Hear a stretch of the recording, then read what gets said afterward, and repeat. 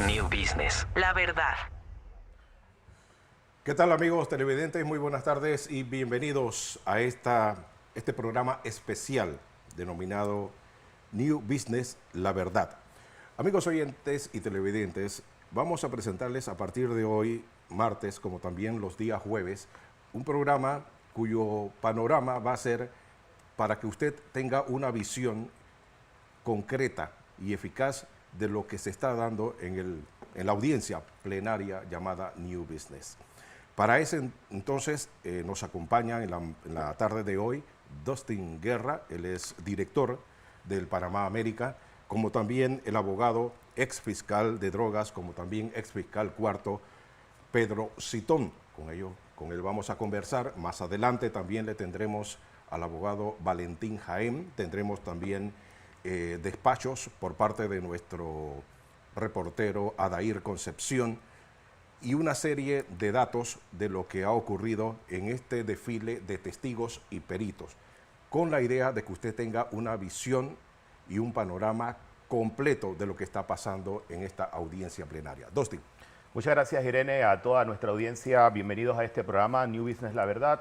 También quiero darle la bienvenida a nuestros amigos en Panamá América, Crítica Día a Día y KW Continente, que están con nosotros conectados a esta hora de la tarde. Y vamos a entrar en materia, también la bienvenida al amigo Pedro Citón, colega, amigo de muchos años. Vamos a actualizar cómo está el caso a esta hora, antes de irse al receso. El caso hace algunos minutos la audiencia nuevamente reinició, pero vamos a ver qué decía hace algunos minutos. Esta mañana, correcto. Antes de irse al receso, el abogado Sidney Citón, que nos habla un poco sobre lo relacionado con los peritos que estuvieron participando durante la mañana de hoy. Primera, que el perito, el licenciado Guerrero, fue enfático y explicó que todos los recursos que puso Ricardo Martinelli de su parte para la compra de su participación en el tema de PASA provinieron de cuentas personales y de cuentas a nombre de empresas que estaban debidamente depositados en bancos y que nunca hubo un reporte ni de oficial de cumplimiento, ni de la superintendencia, ni de la UAF, y mucho menos existió una investigación o un proceso por corrupción de servidor público, ni peculado como delito subyacente, es decir, como antecedente al blanqueo de capitales. Ha quedado claro por parte del perito Guerrero de que los fondos de Ricardo Martinelli provienen de entidades bancarias y no tienen ningún reparo y son de fuente lícita. Y que el informe que presentó el perito del fiscal en ningún momento señaló que había fondos ilícitos. Y lo segundo es la declaración del ex fiscal Mendoza en cuanto a que Kenia Porcel, procuradora de la Nación, y Rolando Rodríguez, de la provincia de Chiriquí, secretario general para ese entonces, fueron las personas que lo presionaron para que decretase indagatoria a Ricardo Martinelli y medidas cautelares. Esto ya se había repetido en el caso Pinchazo, pero es una reiteración de la manipulación y la aberración con la que se ha manejado el Ministerio Público en los últimos 9 años. Ha sido precisamente la constante de las presiones a los fiscales para que ejecuten órdenes de arresto contra personas a las cuales desean perseguir por razones personales, por razones políticas o de otra naturaleza. Lo importante de hoy, los fondos de Ricardo Martinelli son todos transparentes y no hay un solo reporte de ninguna institución de que esos fondos tenían algún nivel de reparo o de sospecha de nada, absolutamente. Por el contrario, venían de cuentas corrientes, de cuentas de ahorro, etcétera. Con eso, la defensa de Ricardo Martinelli ha avanzado muchísimo. Las declaraciones del abogado Sidney Citón en horas de la mañana, en el día de hoy estuvo el perito Eduardo Guerrero. Algo interesante durante toda la audiencia que ha quedado muy claro es que los fondos que utilizó el expresidente Ricardo Martinelli para la compra de Pasa provenían de cuentas personales y cuentas privadas. Inclusive los peritos de la Fiscalía confirmaron que todo venía de dinero lícito. Y eso más adelante vamos a analizar por qué la importancia de eso en este caso, Irene. Sí, por supuesto, Dustin, porque casualmente yo creo que lo que ha dicho en la mañana de hoy el perito presentado durante la audiencia plenaria viene a corroborar lo que ya otros peritos han manifestado en esta audiencia en los días anteriores. Así que, pero para conocer un poco los detalles de lo que está ocurriendo en la Corte Suprema de Justicia, donde ya se inició la etapa de los alegatos, le corresponde precisamente al representante del Ministerio Público en estos instantes hacer su presentación. Vamos de inmediato con Adair Concepción. Adelante. ¿Qué tal? ¿Cómo están? Muy buenas tardes. Efectivamente, como ustedes han dado a conocer, ha iniciado esa fase de alegatos finales. Esto pues pone de una u otra forma a disposición de la Fiscalía y también de la Defensa presentar toda una serie de conclusiones o toda una serie de argumentos de cierre luego de la realización de esta audiencia de fondo. Antes de entrar en detalles de qué ha ocurrido durante el día de hoy, o más que todo hacerles un resumen, vamos de inmediato con imágenes de nuestro compañero Carlos Fitzgerald, la salida del expresidente Juan Carlos Varela de la Corte Suprema de Justicia. Eso ocurrió hace algunos minutos. El exgobernante llegó hasta la Corte Suprema acompañado de un sinnúmero de escoltas. Tenemos entendido, según se ha dado a conocer por algunos abogados, algunos conocedores del tema, que el exmandatario pues estaría acá en la Corte Suprema de Justicia producto de una serie de medidas de reportes que mantiene. Recordemos que es investigado también en el caso Odebrecht. Así que pues sí nos llamó muchísimo la atención su presencia en este punto, toda vez que uno de los testigos en la mañana de hoy dio a conocer supuestas presiones, en ese caso de la ex procuradora Kenia Porcel y de su ex secretario general Rolando Rodríguez contra la Fiscalía, un especial interés en los casos que guardaran relación con el expresidente Martinelli, incluso dejar entrever la posibilidad de medidas cautelares, cuando en su momento también estaba, por supuesto, mucho más fuerte lo concerniente al principio de especialidad cuando llega el exgobernante con fines de extradición a nuestro país. Nos llamó la atención este tema, la presencia del exmandatario Varela, investigado también dentro de la causa Odebrecht. Sin embargo, pues lo que se habla de manera extraoficial es que sería precisamente ese reporte periódico hoy martes 30. Y les decía, más temprano comparecieron ante ante la jueza Aníbal Guerrero, que es un contador. Fue presentado por el abogado Sidney Citón, que entre pues sus afirmaciones dio a conocer todo este estudio que hizo de las acciones en Editora Panamá América, y que dichas acciones manifiesta que las aportaciones que hizo el expresidente Ricardo Martinelli fueron de sus cuentas personales o de las cuentas de los negocios que por años ha tenido en nuestro país y que por tanto son lícitos. Manifiesta también que en su momento pues solicitó el libro de acciones a quien en su momento estaba a cargo, el señor Chanis, y que nada de esto le entregaron o no constaba. Pero lo que sí dio a conocer fue la licitud de los fondos aportados por el expresidente. Recordemos, es un hombre de negocios, comerciante en nuestro país. Luego compareció también el ex fiscal contra la delincuencia organizada, David Mendoza, más de 20 años de experiencia en el Ministerio Público, y dio a conocer estas situaciones de cómo instruyó ese expediente en su momento y de las solicitudes que presentó ante las autoridades correspondientes para pues evitar afectar la investigación, toda vez que confirmó que el exgobernante estaba bajo el principio de especialidad. No obstante, desconoce qué trámite se le dio a esa solicitud que hizo, y sí dijo que de parte de sus superiores, en ese caso la ex procuradora y el ex secretario general, había especial interés por el caso contra el exgobernante. Incluso le hablaron de posibles medidas cautelares, si era posible. También ya para la tarde, Luis de Gracia, que es un perito y en este caso presentado por Rodolfo Palma, defensor de algunas de las personas que están imputadas en este caso. De esa forma transcurrió hasta la tarde de hoy. Hace algunos minutos se ha declarado entonces el inicio de la fase de los alegatos finales. Corresponde entonces a la Fiscalía. Estamos a la expectativa de poder tener detalles también de la defensa, que recordemos había pedido la comparecencia del testigo protegido.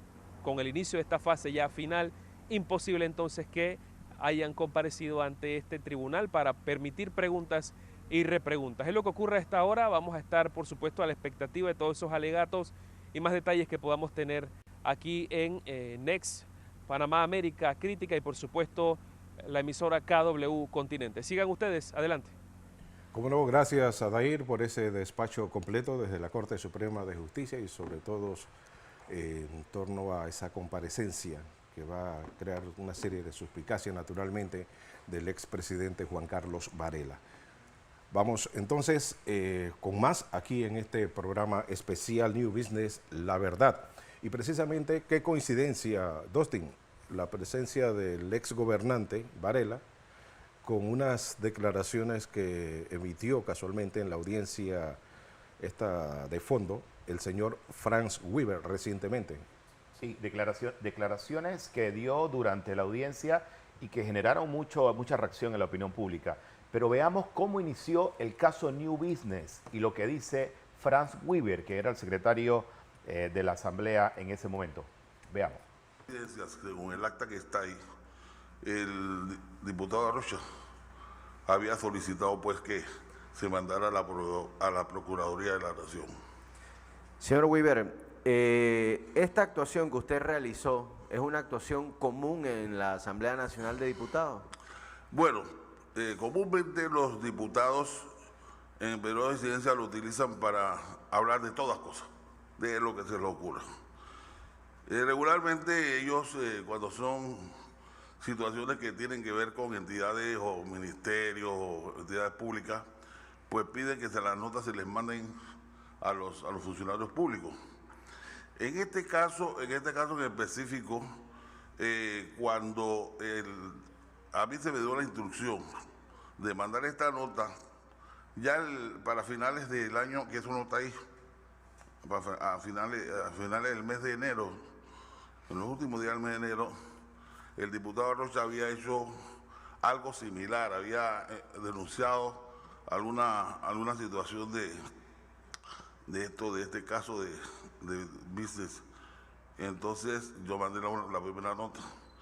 Pero cuando el día 6 o 7 de febrero el diputado Rocha retomó el tema, yo le fui y le pregunté a mi secretario general del partido en aquella época, era presidente de la Asamblea, el diputado Rubén de León Sánchez, que si era usual que eso, una denuncia, porque ya era una denuncia de este tipo, porque yo le decía que porque el diputado mismo no se presentaba a la Procuraduría de la Nación y hacía la respectiva denuncia, que ya era otra cosa, porque nosotros, era mi opinión personal, mandándola de parte de la Asamblea, pareciese que era la Asamblea que estaba poniendo la denuncia y no el diputado.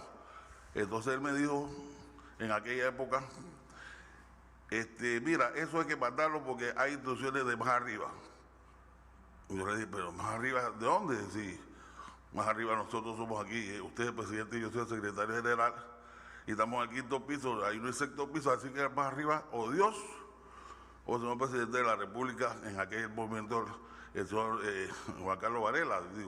Él no me, eso es una cosa que yo supuse, él no me dijo eso, él me dijo, solamente son instrucciones de más arriba y hay que mandarla, así que mándela. Por eso, si usted lee el texto de la nota, yo fui muy cuidadoso en ese momento, en el texto de la nota yo puse que por instrucciones directas del presidente de la Asamblea, Rubén de León Sánchez, yo estaba mandando la nota porque a mí me parecía que eso no debía ser así, si era una denuncia que él mismo Arrocha fuera a la Procuraduría a poner la denuncia, pero que cuando manda capitán no manda marinero, simplemente yo obedece la orden y mandé la nota y la incidencia. Para darle un poco de contexto a la audiencia sobre estas declaraciones, cuando Panamá América comenzó a cuestionar el gobierno de Juan Carlos Varela en ese año, recuerdo perfectamente, porque yo soy el director de Panamá América, que comenzaron a salir publicaciones y se comenzó a ejercer una presión, una fuerte presión por las denuncias que estaba haciendo Panamá América.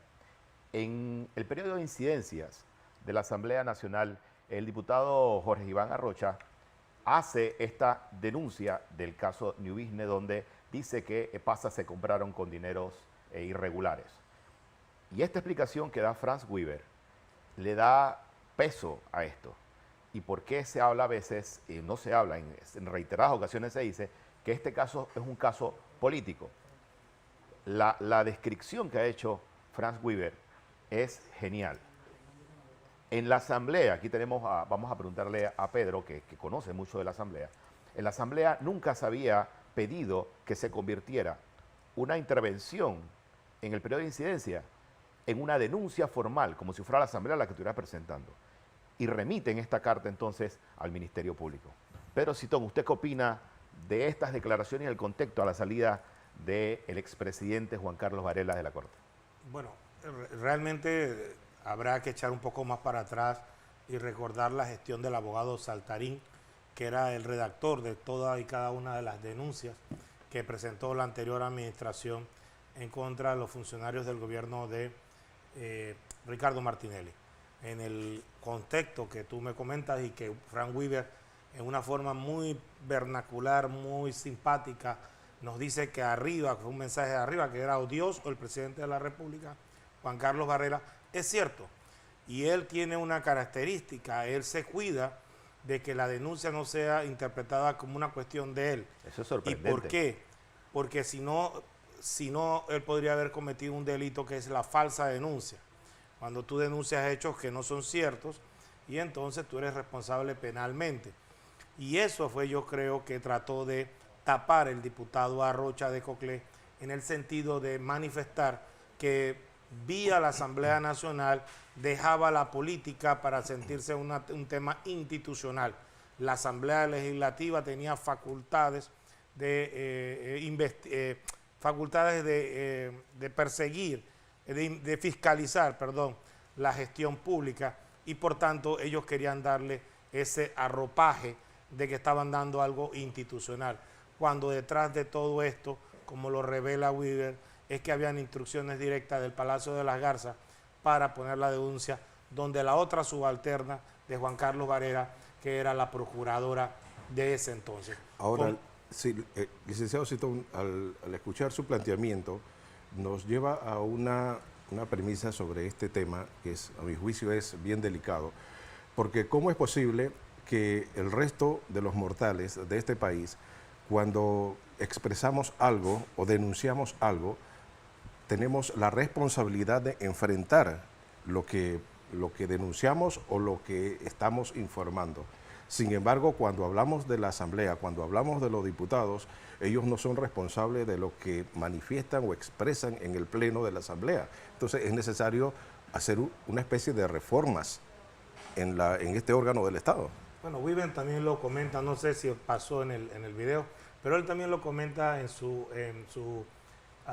declaración, en el sentido de que en ese momento los diputados pueden decir lo que sea, no tienen responsabilidad alguna y que por eso él también pensaba que no era prudente que la Asamblea presentara esa denuncia como una cuestión propia de la Asamblea.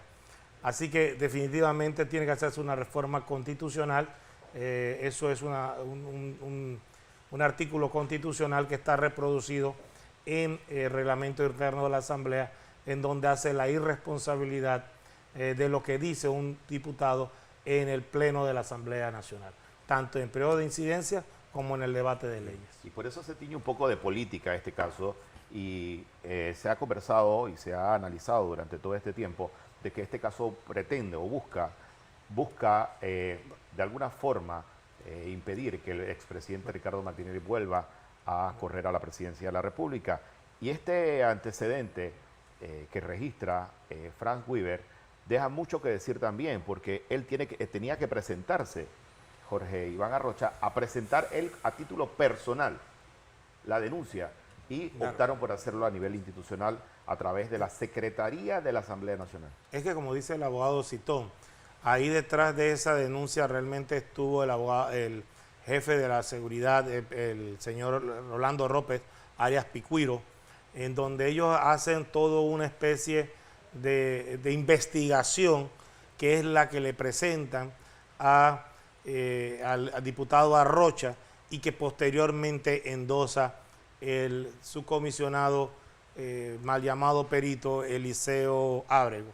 Como ustedes ven, esto es una crónica de una denuncia anunciada en el sentido de que todo estaba orquestado políticamente desde el Consejo de Seguridad, que actúa a las órdenes del presidente de la República y que tenía como subalterna a la Procuradora de la Nación.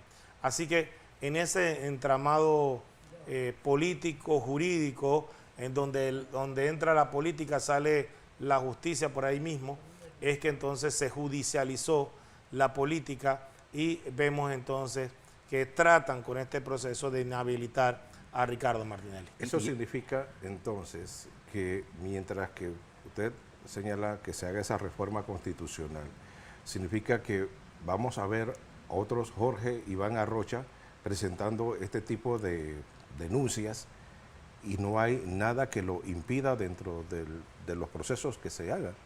Claro que sí, y para que usted también tenga una idea, Juan Carlos Varela fue preso de sus propios componendas políticas que luego le reventaron en su cara con el caso de Brecht. Precisamente ese es el mejor ejemplo que usted ha podido tener de la situación de Juan Carlos Varela, que por eso ahora está subiendo y bajando escalera del Palacio de Justicia, producto de la politización de la justicia, que lo único que consigue entonces es estas persecuciones políticas, que es un sinfín de nunca acabar. La teoría de la Fiscalía es que en la compra de PASA hubo blanqueo de capitales y ese es el delito que se le está imputando a las personas que se encuentran en esta audiencia. Vamos a escuchar parte de lo que fue la audiencia donde Rodolfo Palma, uno de los abogados defensores del Grupo Corciones, precisamente hace cuestionamientos a Eliseo Ábrego, el perito estrella de la Fiscalía, sobre el tema de blanqueo de capitales. Como experto en delitos de blanqueo de capitales, con 24 años de experiencia, según ha manifestado usted, en la división de blanqueo de capitales de la Dirección de Investigación Judicial, le pregunto si en este tipo de delito es necesario acreditar el delito previo, predicado o precedente. ¿Sí o no? ¿Sí o no? Sí es necesario. Si es necesario en un delito de blanqueo de capitales acreditar un delito precedente. ¿Por qué esto es importante, jurista Pedro Citón? Bueno, mira, en primer lugar creo que el perito, que no es perito, yerra garrafalmente con el tema. La jurisprudencia de la Corte Suprema de Justicia lo ha dejado claro. Es un delito autónomo, no requiere un delito precedente. Lo que necesita es que haya incidencias o pruebas inequívocas de que hubo un delito precedente. Y eso es muy importante, porque en este proceso que se está llevando, los fiscales optaron por hacerlo como un delito autónomo. Pero ¿qué resulta? Que toda la trazabilidad de los dineros, de las cuentas, de los cheques, pasaron por los bancos y por sus comités de cumplimiento. Ninguno de ellos reportó ninguna anomalía, nada anómalo en relación. Tanto compradores como banqueros están, vendedores como banqueros están fuera de ese proceso penal, en un manifiesto sesgo jurídico por parte de la Fiscalía, que realmente debió, si llevaba a unos, tenía que llevarlo a todos. Pero como nos hemos percatado, ese delito, todos los peritos que han pasado, inclusive el perito estrella del Ministerio Público, ha recalcado que los fondos de Ricardo Martinelli son lícitos. Hoy fue nuevamente ratificado eso. O sea, dicho de alguna manera, ellos tienen que probar que esos dineros son ilícitos. Y lo único que han logrado decirnos es que los dineros fueron producto de unos contratos. Como yo le decía a Irene antes de entrar, ahora no puedes recibir dinero de nadie que tenga un contrato en el Estado. Y ojo, cuidado que ni siquiera un salario. Si tú vas a pagar una deuda, te van a pagar una deuda y es un trabajador del Estado, cuidado que ni siquiera eso, porque te están diciendo que estás lavando dinero, sin entender que los contratos con el Estado son negocios lícitos que se regulan por la ley y por contratos que se firman entre ambas partes. Ahora, si no es un perito, es un chespirito, entonces, porque, señor, o sea, ¿cómo una persona me va a decir a mí que no verificó los libros de contabilidad, no vio los estados financieros, las declaraciones de renta o los pactos sociales y va a hacer un informe de peritaje para inculpar a alguien sobre un supuesto delito de lavado de capitales sin tomar quizás hasta los mismos protocolos que indican eso?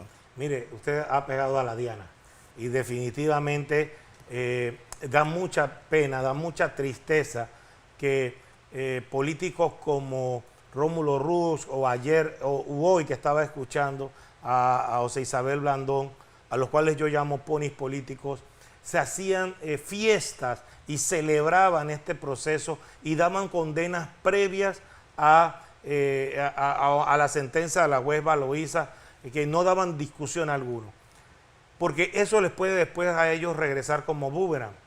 Porque nadie sabe que donde abres una caja de Pandora, como dijo el doctor Carlos Barzallo, luego no las puedes cerrar.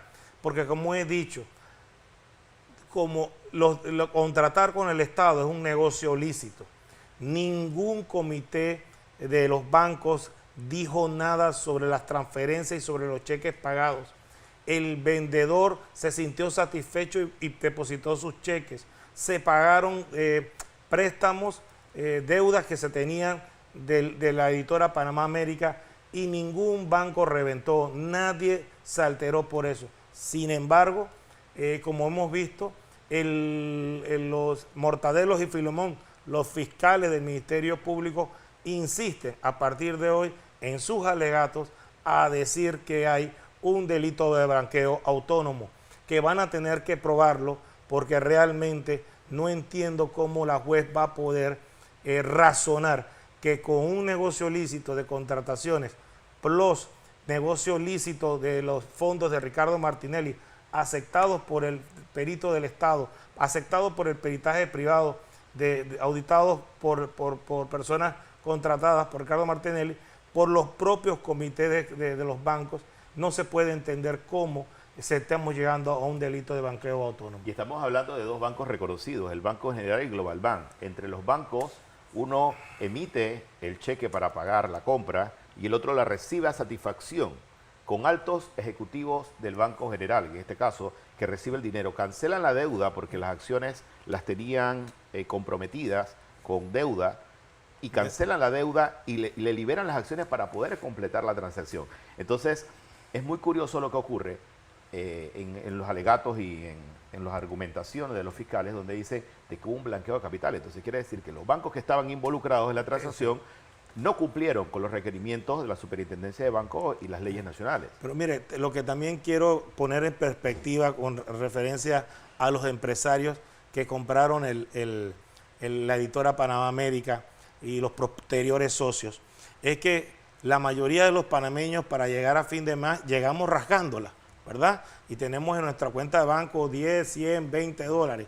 Pero este era un personaje que según la declaración del propio gerente, de uno de los gerentes, vicepresidente del Global Bank, dice que cuando le preguntaron por su ficha técnica de sus ingresos, la persona llega, presenta, y que con solo su patrimonio era suficiente para comprar el Panamá América. O sea, estamos hablando de empresarios que todos los días están haciendo negocios, todos los días están haciendo transacciones en un mundo que se mueve como la zona libre de Colón, en la construcción, en otros negocios de bienes muebles, etcétera, etcétera.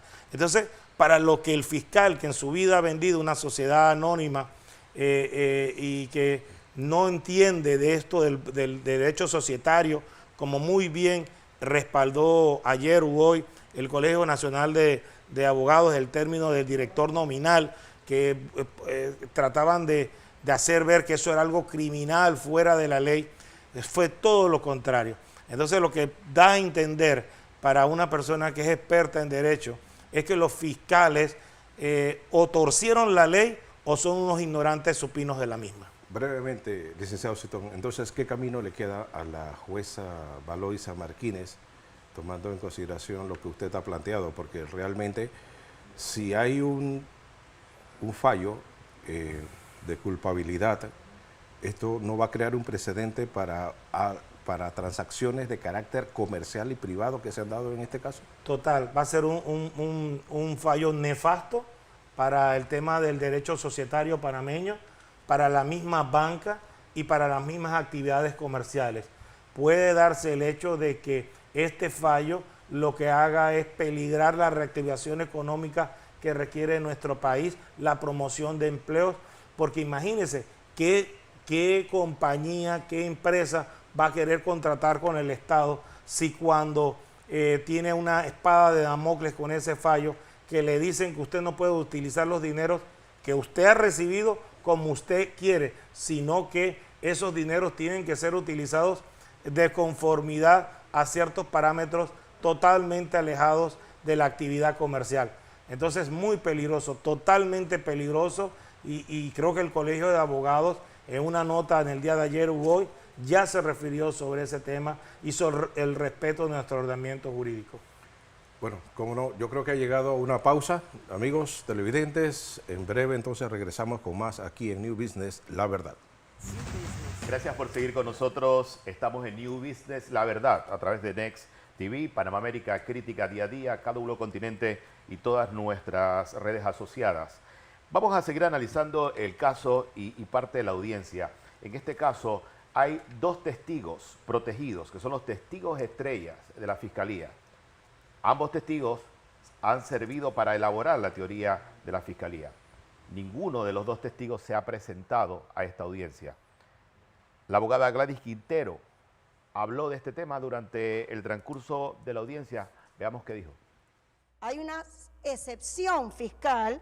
Las declaraciones dadas en el sumario conservarán su fuerza probatoria en el plenario, sin necesidad de ratificación, salvo que alguna de las partes pida esta con el objeto de repreguntar al testigo. Ese párrafo al fiscal no se lo leyó, que yo sé que usted lo conoce, pero lo conozco, licenciada Gladys, y ya me pronuncié en cuanto a los testigos que han sido debidamente citados. Pero es que el tribunal ha cumplido con el diligenciamiento de las citaciones y dije que si hay algún testigo que fue citado y que no ha comparecido y que su incomparecencia es injustificada, eso será considerado por el tribunal en la sentencia correspondiente. Pero es que usted no se ha pronunciado a los testigos protegidos, usted no ha dicho absolutamente nada. Son testigos y están incluidos dentro de... Usted no está aquí para discutir conmigo ni yo con usted. No, yo no quiero discutir con usted, juez, porque ese no es mi interés, nunca ha sido así. He sido siempre una abogada respetuosa, pero yo pienso que aquí la temática de la discusión no va dirigida a mi persona. Yo estoy solamente transmitiendo una opinión que yo requiero a los testigos protegidos. El fiscal no se pronunció al respecto. No dijo por qué los testigos protegidos no están. Que lo manifieste. Si están enfermos, incapacitados, que lo diga. Pero que lo diga para que la opinión y mis representados sepan por qué sus testigos de descargo no están aquí. Es lo único, señor juez. No pretendo entrar en discusión con el tribunal. Los testigos protegidos, dos testigos de la Fiscalía que hacen las argumentaciones más importantes en este caso, pero que no se presentan a la audiencia a recibir la pregunta por parte de los defensores. O sea, los testigos acusan, hacen señalamientos sobre la base de esas declaraciones y la información que ellos dan. Se dictan imputaciones, se dictan cargos, se dictan medidas cautelares, pero esos testigos no aparecen en la audiencia y no hay forma de cuestionar lo que ellos dijeron, Irene. Sí, y lo más grave de esto, Dustin, es que, como tú lo dijiste, la Fiscalía o el representante del Ministerio Público sustenta su mayor argumento precisamente en esas declaraciones de esos testigos protegidos. Y yo creo que así lo da a entender también el ex fiscal Rosendo Miranda. Veamos. Pido disculpas por mi insistencia, pero esa respuesta tan laxa de la Fiscalía, de unos testigos de cargos, de ellos, sobre lo cual sustentan su teoría del caso, y lo han tratado como si se tratara de cualquier otro testigo común y silvestre, y perdonen la expresión.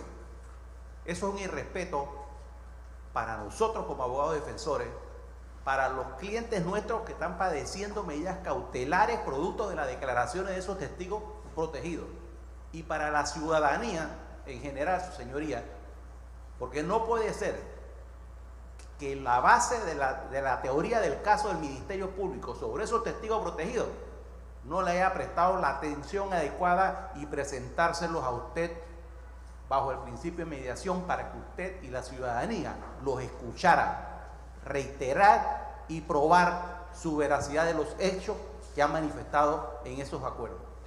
Señor juez, no se trata de cualquiera testigo, señor juez, no se trata de cualquiera. Eso hay que entenderlo. En cualquier país del mundo donde hay testigos protegidos, el principio es el contradictorio. Y ningún tribunal le permite a un fiscal que no lleve a sus testigos, porque esos son sus testigos. Y eso que van y los citen y no está ahí ya conforme. Señora juez, aquí está la dignidad, la honra, la vida en juego de muchos panameños aquí en esta sala, y nos merecemos ese respeto, y eso es lo que nosotros le pedimos al tribunal, que haga aplicar la ley en ese sentido. Hoy en la mañana se le preguntaba al fiscal Emeldo Márquez sobre los testigos protegidos y si iban a asistir. Ellos simplemente han dicho durante todo este tiempo de que se les giró la citación, pero que no lo han podido localizar. Licenciado Pedro Citón, ¿usted qué opina de esto? No, yo definitivamente me sumo a la cantidad de abogados que de casi forma unánime hemos reclamado el contradictorio como una manera de respetar el debido proceso. Creo que lo que dijeron los dos abogados, más el abogado Citón en el día de hoy, en donde reclamaba a la juez precisamente eso, la presencia de los testigos protegidos, y porque eso es una violación a reiterados fallos del sistema interamericano, donde la Corte Interamericana de Derechos Humanos ya lo ha dicho. El testigo protegido no es un testigo fantasma, no es un testigo anónimo, no es un testigo escurridizo. Él tiene que presentarse en el tribunal, claro que con las garantías que conlleva ser testigo protegido, pero él debe ser contrainterrogado por la defensa, porque como muy bien apunta el abogado Rosendo Miranda, esto es bienes, vida y honra de las personas que han sufrido, producto de ese testimonio, una serie de medidas.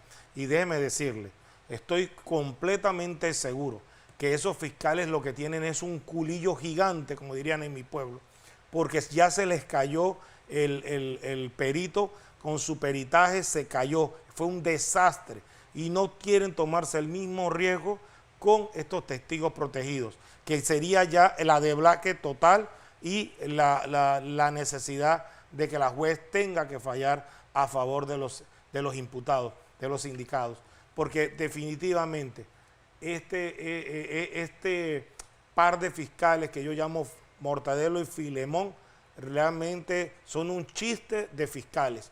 No quieren jugar vivo y quieren jugar con el árbitro a su favor, y eso no se acepta en un procedimiento penal que, a pesar de ser un procedimiento con un sistema inquisitivo perverso y pervertido, se tienen que respetar esas reglas de tramitología. Ahora, si tomamos en cuenta también, licenciado Citón, que cuando se habla de testigos protegidos, entre comillas, se supone que esos son fichas claves en cualquier audiencia, no solamente en New Business. Yo recuerdo el caso reciente de los pinchazos, cuando se sentó allí al testigo protegido que estaba en Estados Unidos, en la embajada de Panamá en los Estados Unidos, y se sentó allí, prácticamente, yo creo, a mi juicio, fue la clave prácticamente del desenlace que se esperaba en esa audiencia. Y en esta ocasión, esos dos supuestos testigos también deberían comparecer, porque si usted tiene un cliente y lo están acusando de lavado de capitales y usted no tiene ni siquiera la oportunidad de contrariar o de, vamos a decir, repreguntarle a ese testigo protegido, ¿cómo usted lo va a defender? Excelente apunte, el símil que has traído del testigo protegido, que lo trajeron de Washington para hacer el ridículo en el caso Pinchazos, y que fue producto entonces que en dos procesos diferentes el expresidente Ricardo Martinelli pudiera salir como inocente de ambos casos. Y esto es importante porque se repite ahora en esta situación.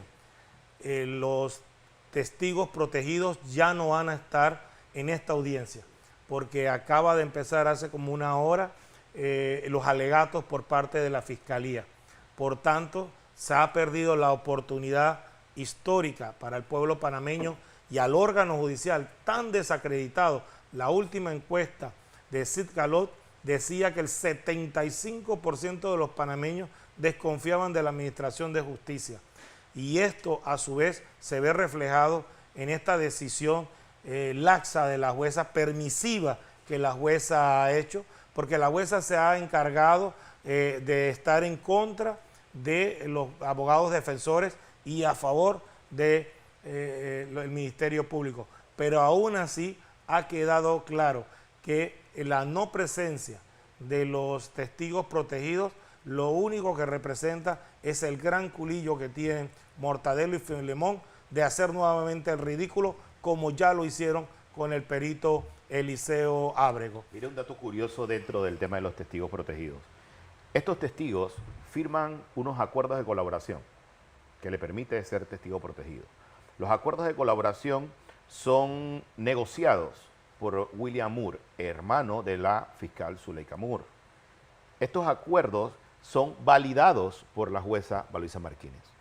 ¿Qué usted opina de esto, licenciado Citón? Mire, cuando la jueza hábilmente hace una validación de esos acuerdos sin presencia de la defensa, el Ministerio Público no considera que ellos, para que esto tenga valor, tenga que ser ratificado, como sí sucedió en el tema de Odebrecht, ratificados para que tengan validez estos acuerdos. Por lo tanto, nuevamente es un juegavivo por parte de Mortadelo y Filemón, los fiscales del Ministerio Público, y de la jueza que es permisiva y laxa. Mire, yo no tengo la más remota duda de que esta juez lo que pretende es que con su actuar la presidenta de la Corte Suprema de Justicia, María Eugenia López, le dé un ascenso a magistrada. Porque es la única excusa que yo veo para que sea tan tropezada contra el derecho, para que normas de procedimiento sean tan feamente violentadas y que la sana crítica que debió imperar en este proceso, ella no lo aplique en cada una de sus decisiones. Hay un punto también relevante en este caso en particular y que me llama la atención, licenciado Citón, y es sobre el hecho del silencio casi sepulcral que están guardando diversos sectores de la sociedad panameña. Porque aquí en verdad no solamente está en juego el futuro político, vamos a decir, del señor Ricardo Martinelli. Aquí está en juego muchas cosas.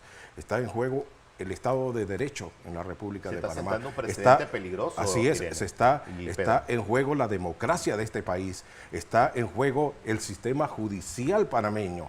Entonces, crear un precedente de esta naturaleza realmente deja mucho que decir de nuestros administradores de justicia. Mire, sin lugar a duda, y le voy a decir más, creo que hoy el Panamá América hablaba de una trama mafiosa. Me parece que se quedó corto, porque esto era más, no era solo una cosa nostra, sino algo de Pablo Escobar Gaviria, porque el hermano de una fiscal superior, usando tráfico de influencia, influye manifiestamente en los testigos protegidos, les cobra protección a una serie de personas, $4 millones, y aún así los libera para poder ser contrainterrogados por la defensa. Todo eso deviene en una administración de justicia fétida, hedionda, algo bien hediondo huele, no en Dinamarca, sino en el Palacio Gil Ponce. Definitivamente en nada ayuda a nuestra democracia, que de por sí ya anda dando tumbos. Pero, como le decía hace un rato, lo triste de este caso es que los políticos estén adelantando fallos judiciales por parte de la señora jueza y aplaudiéndole cada una de sus actuaciones arbitrarias. No se percatan de que esto puede venirles como boomerang y puede venirles luego a perjudicarlos a ellos. Pero una vez más, lo que a mí más me preocupa de estos fallos judiciales, que implica empresarios, implica actividades comerciales, implica contrataciones con el Estado, es el tema de la reactivación económica, que es el número 1 según todas las encuestas, la creación de empleos que requiere tanto este país, se va a aguantar nuevamente, porque procesos como estos mandan un pésimo mensaje, no solo a los activadores económicos, sino a la confianza que tiene que tener la población. Antes de empezar la audiencia, había una conciencia de qué podría ser esa audiencia, cómo podría desarrollarse la audiencia. Incluso algunos ya habían condenado al expresidente Martinelli sin siquiera haber arrancado la audiencia. Ahora bien, yo creo que el Ministerio Público y el mismo órgano judicial no han tomado en consideración lo que puede ocurrir a futuro. Toda la audiencia, la intervención de los defensores, las intervenciones de los peritos, de los testigos, la explicación de los abogados, la participación de los fiscales, está grabada y queda consignada en YouTube. O sea, las audiencias han sido transmitidas. Entonces, si aquí hay un fallo polémico, dudoso o sospechoso, la jurisprudencia que se está sentando aquí va a ser peligrosa para el Estado de Derecho. Yo no espero mucho, para ser honesto, nada de lo que ha sucedido en este tribunal. Yo he conversado con abogados como Rosendo Miranda, con mi hermano Signi Citón y con otros abogados de la defensa. Y desde antes yo no pensaba, o sea, lo que está sucediendo para mí es realmente lo que yo estaba esperando que sucediera. Una violación constante del procedimiento penal, una parcialización de la jueza a favor del Ministerio Público y en contra de los abogados defensores y toda una serie de situaciones.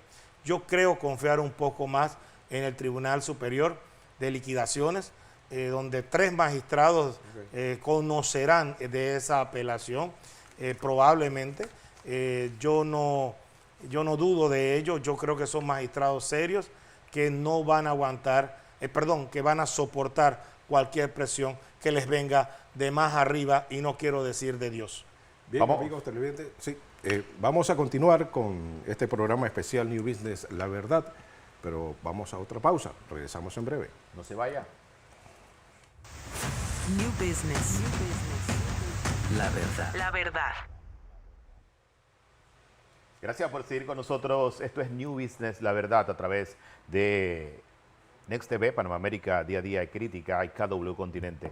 Saludo para todas las personas que a esta hora están pendientes de este programa. Pero vamos a conocer qué opina la gente en la calle del caso de New Business y de lo que está ocurriendo, las intenciones de impedir que el expresidente Ricardo Martinelli corra nuevamente a la presidencia de la República. Veamos. Bueno, el juicio de Martinelli, él, no sé si le están haciendo maldad o le quieren joder de todos modos para que el hombre no sea presidente de la República. ¿Entiendes? Entonces, si él llega a salir sobreseído del juicio, posiblemente la pelea queda entre Martinelli y Martín Torrijos. ¿Cómo ve el juicio del señor Martinelli? Bueno, verdaderamente un juicio injusto, porque el hombre ha hecho mucho por este país, porque otros mandatarios han dejado el país en quiebra, en el hoyo, y él con sus errores y defectos lo ha sacado. Eso es algo injusto, pero Dios tiene la última palabra, que él va para la calle y va a ser el próximo presidente de Panamá. ¿El juicio al señor Martinelli? A Martinelli, no lo he visto a Martinelli en el juicio. ¿Cómo cree que va a salir el señor en este juicio? Yo digo que sale bien Ricardo Martinelli. Lo veo que es como un juicio arreglado. Ahí las puras pantominas para que la gente vea que hay juicio, pero la justicia panameña no sirve. La justicia panameña ahora mismo está corrupta, está llena de pus. Afortunado. ¿Afortunado de qué? De ya la presidencia, los panameños están votando por él. Y como ven que ya él va a la presidencia, quieren hacerle jaraquiri. Veo una unidad de análisis financiero con un perito que deja ciertas dudas de cómo se hacen las cosas en la unidad de análisis financiero, y que la unidad de análisis financiero debe revisarse porque si el perito, que es el mayor representante de esta unidad para combatir el lavado de dinero, evasión de impuestos, evasión de capitales, desgraciadamente deja muchas dudas y muchos planteamientos de cómo se hacen las cosas en esa unidad. Bien, amigos televidentes, ese es el sentir del pueblo panameño. Y esto, Dustin, nos muestra que no hay ninguna duda de que el panameño está casi consciente de que esto, más que un juicio o una audiencia de carácter, digamos, de un proceso de carácter legal, se trata de un proceso político. Y las manifestaciones del pueblo panameño así lo están demostrando.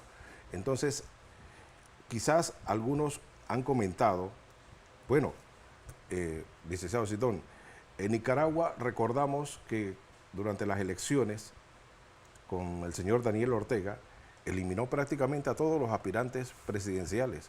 ¿Los metió presos? Sí. Y tuvieron que salir exiliados. No tuvo contendientes porque, como dice Dustin, los metió presos.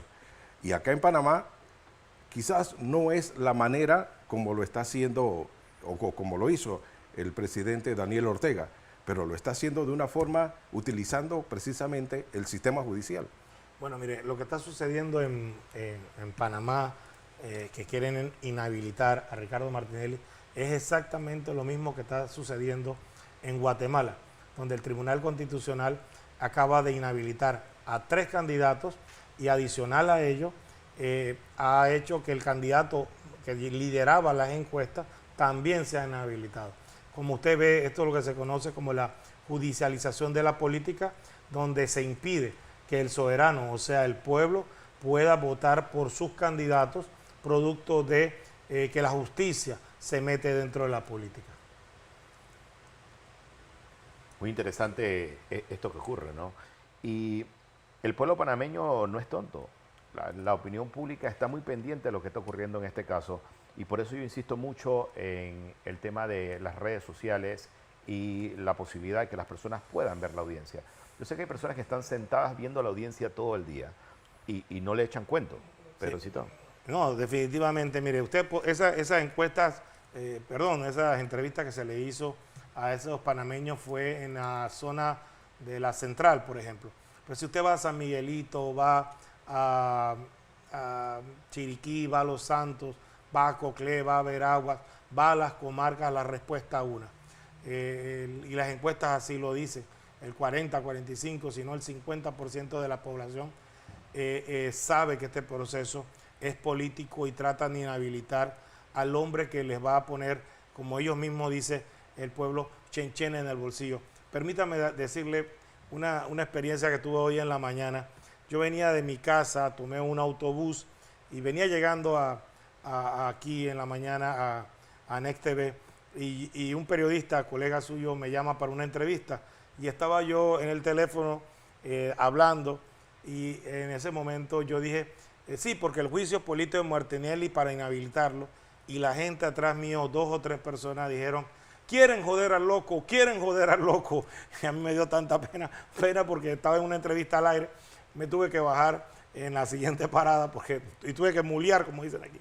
Pero me llamó mucho la satisfacción que el pueblo que estaba enredado, yendo a su trabajo, yendo a su escuela, etcétera, yo hablando alto, porque tengo la voz alta, los panameños así, espontáneamente, o sea, reaccionaron inmediatamente. Entonces eso es una situación que realmente da miedo a los demás políticos. Como le decía yo, a mí me dio tristeza escuchar una entrevista a José Isabel Blandón, el presidente y único candidato presidencial por el Partido Panameñista, hablar del proceso penal contra Martinelli y celebrar que hubiese un fallo condenatorio porque había racantantán de pruebas, decía él, cuando realmente los que hemos estado siguiendo este proceso, los que hemos estado analizando cada una de las pruebas presentadas, las pruebas reinas presentadas, nos damos cuenta que ese expediente, como dijo el doctor Barzallo en una entrevista en Omega Estéreo a Anito Anaves, no da pie para una condena. Y es así. A su juicio, esa judicialización de la política puede ser un factor determinante en eso que está demostrando posiblemente el Ministerio Público de una debilidad en su teoría de acusación, porque las críticas y los cuestionamientos que se están haciendo al Ministerio Público no es de ahora, es desde hace ya buen tiempo, del fracaso que están teniendo los representantes del Ministerio Público en los diferentes casos. ¿A qué cree usted que obedece esto? Bueno, ¿a una situación de una generación de abogados que viene con mala preparación, una facultad de derecho de las universidades de este país con planes quizás ya obsoletos, o qué es lo que está pasando en Panamá? Mire, así como hay peritos del gobierno, de la DIJ, que no son peritos, sino chespiritos, también encontramos con lo que yo he llamado los mortadelos y filemones del Ministerio Público. Porque, como usted muy bien apunta en esa dirección, hay una impreparación jurídica por parte de estos representantes del Ministerio Público, iniciando por el procurador Caraballo. El procurador Caraballo es un interino dentro del cargo. Él no ha sido ratificado como titular por la Asamblea Nacional, porque no tiene la confianza política de los diputados. Pero, mire, desde los personeros hasta los fiscales superiores, como lo que usted ve, es lamentable que reciben presiones a diario. Hoy, el ex fiscal que fue llamado al estrado, lo decía: a mí me presionó la procuradora, me presionó el secretario general y me presionó el jefe de seguridad del Estado, Rolando López, alias Picuiro. Ese es el ambiente de terror, el ambiente de subyugación que tienen los fiscales, los personeros en Panamá. No responden a lo que dice el proceso, sino que responden a lo que dicen sus superiores jerárquicos. Y lo peor de todo es que cuando hay un juez valiente, un juez que les dice: oye, esto no merece una detención, oye, tú hiciste una mala gestión en este cuadernillo, lo que hacen entonces es llevar el expediente a los medios de comunicación social para que haya un linchamiento mediático contra ese juez para que lo apoye. Ese es el caso, por ejemplo, de Valoísa Martínez. Valoísa Martínez aplaudido todos los días por el Diario de la Prensa, por Movín y por todos esos grupos políticos que tratan de hacer un asesinato de carácter a la figura de Ricardo Martinelli. Y el asesinato de carácter, para que lo tengamos claro, es tratar de dañar la imagen de él como candidato político. En esta audiencia hay muchas irregularidades que llaman la atención. Por ejemplo, en el tema de los acuerdos, Panamá América publicó hace algunos meses cómo funcionaba el tema de los acuerdos. Y tenemos una gráfica, que Noemí, si nos las muestra la gráfica, nos presenta precisamente cómo se negociaban estos acuerdos de colaboración. Y estos acuerdos de colaboración todos fueron negociados, la mayoría de los acuerdos fueron negociados por William Moore, el hermano de la fiscal Zuleika Moore.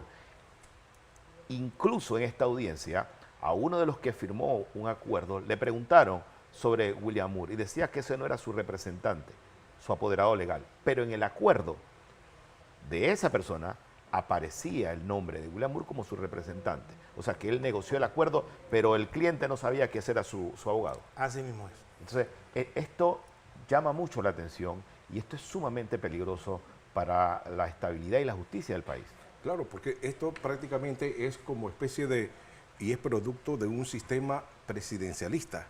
Porque si vemos a través de los años, postdemocracia, vemos prácticamente que aquí quien tiene o ejerce la presión, quienes ejercen realmente el poder, viene desde el órgano ejecutivo.